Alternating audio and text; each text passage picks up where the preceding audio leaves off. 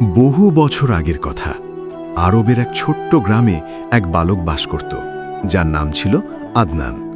আদনান ছিল খুদ গরিব, তার বাবা নেই, শুধু বৃদ্ধ মা আছেন।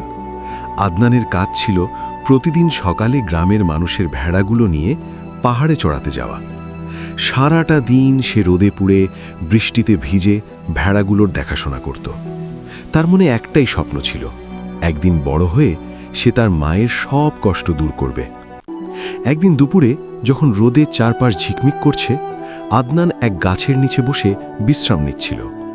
হঠাৎ তার চোখে পড়ল ঝোপের আড়ালে কি যেন একটা ঝিলিক মারছে।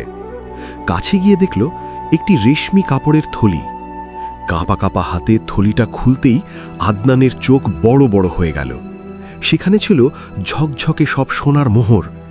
এত টাকা সে জীবনেও দেখেনি।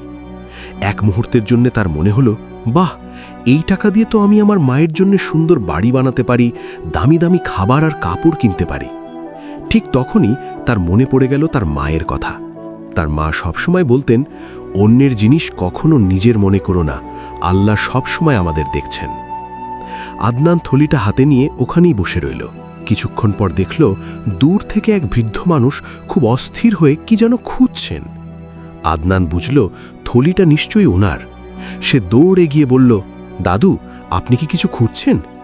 বৃদ্ধ হাঁপাতে হাঁপাতে বললেন, হ্যাঁ বাবা, আমার জীবনের সব জমানো টাকা এই থলিতে ছিল, সেটা হারানো গেলে আমি না খেয়ে মারা যাব। আদনান বিনয়ের সাথে থলিটা বৃদ্ধের দিকে বাড়িয়ে দিয়ে বলল, দেখুন তো, এটা আপনার কিনা?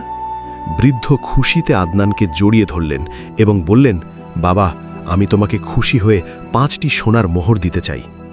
আদনান মাথা নিচু করে বলল, না দাদু, মা শিখিয়েছেন হারানো জিনিস ফিরিয়ে দেওয়া আমাদের দায়িত্ব, বিনিময়ে কিছু নিতে নেই। আপনি দোয়া করবেন যেন আল্লাহ আমাকে হালাল পথে বড় করেন। বৃদ্ধ অবাক হয়ে তাকিয়ে রইলেন এই ছোট্ট ছেলেটির দিকে। তিনি আসলে ছিলেন সেই দেশের খালিফার একজন ছদ্মবেশী মন্ত্রী। তিনি পরীক্ষা নিচ্ছিলেন এই গ্রামের মানুষ কতটা সৎ।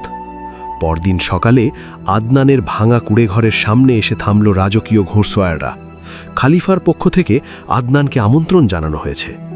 গ্রামের মানুষ অবাক হয়ে তাকিয়ে রইল।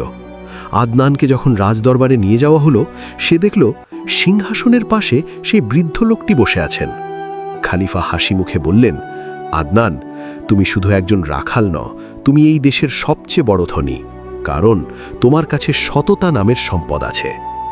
খালিফা আদনানকে রাজকীয় মাদ্রাসায় পড়ার ব্যবস্থা করে দিলেন এবং তার মায়ের আজীবনের ভরণপোষণের দায়িত্ব নিলেন। শুধু তাই নয়, আদনানকে বড় হওয়ার পর সেই শহরের একজন বিচারক হিসাবে নিয়োগ দিলেন।